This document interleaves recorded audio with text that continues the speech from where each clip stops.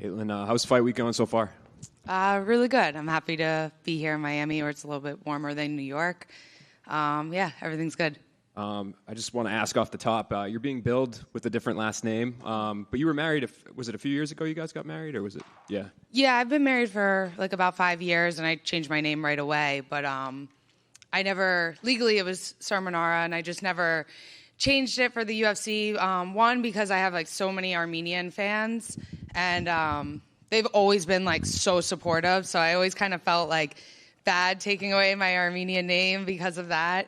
And I just thought it was less confusing, but it ended up being like more confusing because all my legal stuff is Cerminara, and I didn't want anyone to think I was like an extreme feminist or something, not changing my name. So I was like, no, I'm Cerminara. That's who I am legally and everything. So I wanted to keep it that. Yeah. So technically the same last name, but different last name to the fans. But I'm sure the goal kind of remains the same for you on Saturday. Macy Barber is the task, I guess. How'd you prepare for this one? And I guess what do you kind of expect out of her? Yeah, I'm really excited for this fight. I've known about it for a long time. Originally it was supposed to be like December, and then it got kind of pushed back a little bit. I think she had some injuries. Then it got pushed back to January, March. Just, sometimes the location and everything. So I kind of feel like I had two camps for this because I've known about it for so long. So definitely when they would switch the dates back, it would be a little frustrating, but super prepared because I've had so much time and, thought about it so much. But, yeah, Macy's a great opponent. A lot of people know her and are excited to see her fight. She comes forward, she's aggressive, and she's definitely game. So I think our styles together is going to be for a really good fight. Yeah, what do you make of her recent stretch of success, right? Because she kind of came in, she had a lot of hype, she had some ups and downs, and now she seems like she's really found her stride. So do you feel like with where things stand right now, she's one of the better fighters in this division? I used to kind of not. I thought she was a little overhyped, before. It's sometimes it's easy to get, have great performances when you're fighting lower ranked opponents, but you have to. It's not her fault. You have to start somewhere. But and I wasn't like overly impressed. I thought she was good, but not crazy. But her last performance against Amanda Ribas, I thought was very impressive, and so maybe she like hit another peak and. She's so young, so you never know what's going to come out of fighters, as our career is still building. But her last performance I thought was really good, so that's kind of the type of opponent that I'm expecting. Yeah, and she was in here earlier, and she kind of talked about how she felt like you were kind of the gatekeeper to the champion. So I guess for you, and she was also saying, she predicts that she's going to finish you and get a title shot. And so I guess where do you kind of feel like a win over her would get you as somebody that's been like right there near the champion for so long? Yeah, I think I'm where I am now. I mean, I think I'm ranked number 4. I've been in the top 5 pretty much most of my career. I've only ever fought top 10 opponents except for maybe 1 or 2 of my fights. Yeah, so I don't know like many fighters, guy or girl, that's been in the top 5 for 6 years. But I think that I'm always kind of, 1 or 2 good fights away from a title shot. So maybe if I, get a good win here and then 1 more, then the conversation could come up a bit. There's just so many new faces in the division, which is awesome. It's really exciting. And, just it depends how matchups happen, injuries and, rematches and everything. So we'll see. But I think, if I had 2 good wins, I could be in the conversation for that again. Is it kind of interesting? Because, Erin Blanchfield and you are pretty close, right? So I guess, what have you made of her success? And is it awkward at all to have somebody that you're friendly with like that kind of right next to you in the rankings? Not so much. I mean, I've known Erin for years. We've trained together a little bit, not different teams, but we've sparred together over the years. I kind of always knew like she was younger, so I just always knew it was like a matter of time till she would be, in the UFC and definitely top. I think she's really good. So, no, it's not awkward. Luckily I've trained with so many guys in the UFC, like guys that were like really close and were full-time training partners, and then watching them get to the top. I saw like Frankie and Marlon, and I've seen that, and it's so many things have to happen for people to fight each other. So to like avoid training partners just because you might fight each other, I think it's kind of silly. But yeah, I'm not surprised, and it's not awkward. It's all business. Kind of going off of that, I remember one press conference, I think the phrase was, you didn't know you could say no to fights. Yeah. You just kind of accepted them as they came. Is that still the mindset at this point in your career, or are you looking for like these fights that will kind of strategically get you to the title? Yeah, I think being number 4, like any fight kind of puts you, any fight you're kind of going to get is going to put you, a good performance is going to put you up there. So, yeah, I mean, just any fight they give me. It's, like I said, if you're in the top 5, every fight's really meaningful towards, like, getting a title shot.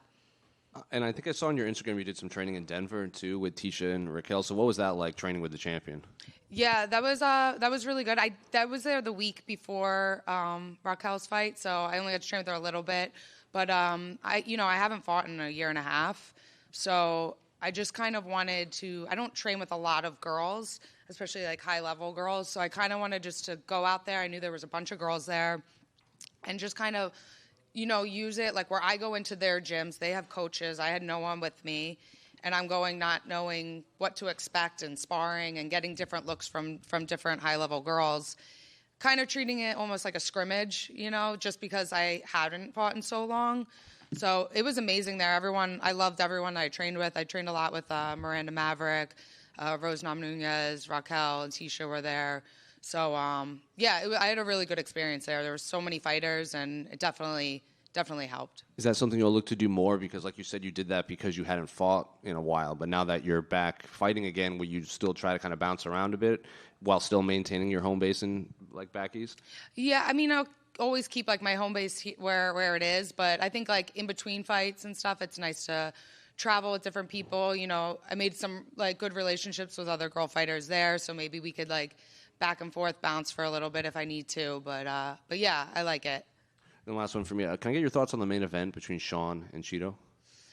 I mean, I go back and forth. I think one week I'm like, oh, Cheeto's going to win. And then the next week I'm like, I don't know, O'Malley's going to win. But I don't know. The last 2 weeks I've been kind of going more towards O'Malley. But I wouldn't be surprised how the fight would go either way. Katlyn, right here, you're right. You did an interview, I think even last summer at UFC X, where you said some of the time away was just getting some nagging injuries under control. So I'm wondering if you can just kind of shed some light onto what it was that was bothering you. Actually, so for the past year, I've been going through fertility treatments. And, it's been a long year. That's kind of why I thought I was going to be taking off from fighting a little bit longer. But, for the last year, I went through, like, 3 full rounds of IVF. And I had 2 miscarriages. And, it's been a tough year. But I wanted to take a break from that, not just mentally, but physically. And going through fertility is so hard. It's so hard that I'm taking a fight to take a mental and physical break from fertility treatments. I'm taking a fight because this is way, way easier than dealing with that. And, it's a shame because unfortunately I know so many people that are going through this right now. I have just my friends alone, my close friends are dealing with this. And you hear it, but people don't talk about it because it's like, it's very personal and it's hard to talk about. But it's really hard and there's so many people going through that. And it's the amount of like mental and physical strain you put on yourself, doing like 4 to 8 hormone injections a day, back to back, not just the mental load, but the physical load. In the summer I got up to like after I had my second miscarriage and I was 170 pounds and from all like the hormones and everything. So, taking this fight wasn't just, okay, here's a camp, let's get in shape. It was dealing with the mental load of that, getting over that, and then it's like, okay, well now I'm already big for 125, so now I'm even bigger. So I had to kind of reset my body, and I needed that little bit of extra time to get back into fight shape, But the second time I found out, I was like, that night I went to the doctor's office. They got the bad news, and then that night my manager happened to be in Manhattan, and we went for dinner, and I was like, okay, I need to get a fight. I just wanted a little mental break and something positive. I love fighting so much, and it's kind of like all I know. when I'm not fighting, it's like, oh, I have to go into the real world and like have real world-ish problems. And those are really hard to deal with. But taking this break and focusing on fighting has been a nice relief from the stress that I've had the past year. But yeah, like I said, people always like, oh, you're a fighter. That's so hard. How do you do that? Train all the time. I'm telling that dealing with this is my mental and physical break from fertility treatments. And there's just so many people out there that, I'm fortunate enough where I had the opportunity to do treatments. So many people don't even have that opportunity. So I'm not complaining, but if you're people that are going through that, it's definitely really, really, really tough, and they're like way stronger than any of us up here doing fighting. Condolences, first of all, and Thank you. I guess my only other question then is with the time off, just as it pertains to the fight. I know you're taking it as a distraction, but is there any concern on the ring rust front because you haven't been in a live fight? Absolutely not. Like, I have been fighting my whole life. I've done it all the time. I mean, it's the same. I knew that I was like, oh, that people always talk about ring rust and all that. But one, I've been training for this fight since September. So it's been a long time. And I've trained so much over the years that taking like a little bit of time off is probably better for me. And I'm never away from the sport, even in between treatments and stuff. If I had like 2 weeks where I could train, I was training every day. And I think a lot goes to be said, like, I'm on the mats all the time. I teach women's jiu-jitsu at my gym, Vanguard Academy. And then my husband teaches wrestling, youth wrestling. I'm there assisting him every day. I'm a huge fan of UFC. Like, I watch every single fight. Saturday, early prelims to main event. I'm watching every fight. And I think that even just watching it, it's a lot that you're still gaining, even though you're not training. And, to get back into it, I competed at the ADCC trials in I think October, just to kind of get in there, and then traveling to Denver, putting myself out there. I did a few other things that I don't normally do, just to kind of do like a baby step towards fighting, just to make sure that ring rust wasn't an issue. And then I remember my first sparring session, I was like, oh, people talk about ring rust. And then the bell rang, we threw one jab. I was like, oh no, it's fine. Nothing's changed. So if anything, I think the time off and like reflecting on like my development as a fighter and as an athlete, I think has been better because I've had time to look back and be like, oh, what are different changes I could do to get better? And I've implemented those in this camp, and I feel like I've just leveled up so much in this past camp. Thank you. Can I just one more? I know you said it was like a difficult thing to talk about, and even people close to you are going through it too. Do you think, like, not responsibility is not the word, but like you should openly talk about this more because so many people are going through this and just kind of keeping it in and struggling secretly and not expressing themselves? Yeah, it's a weird thing. Like, I've went back and forth, like, should I say something or should I just keep it private, say this? And I don't want to ever come across as someone that's, like, using my issues to, like, gain a platform. Like, because when people do that, that bothers me so much.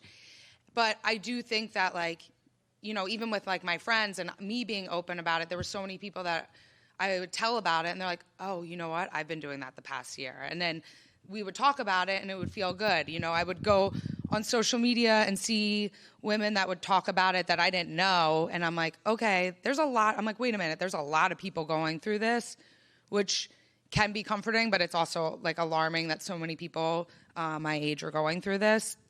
But yeah, I just think that just to kind of, like, show, like, everyone's going through it, and you don't know what they're going through, and I think it's just really alarming to me, the amount of people that are going through this. And, if I can, like, use my platform to just, even if someone sees this and is going through it and they're like, oh, damn, because most people that are going through it, they keep it like a secret. And, it's just, you're not, like, everyone's going through it and it sucks. But when I hear other stories of people going through it, it kind of makes me feel better. And I see different things that other people are doing, and I just think it's helpful. So if I can, like, help anyone or make one person feel like, oh, okay, cool, like, other people are going through this too, then it's worth it. Yep. Thank you.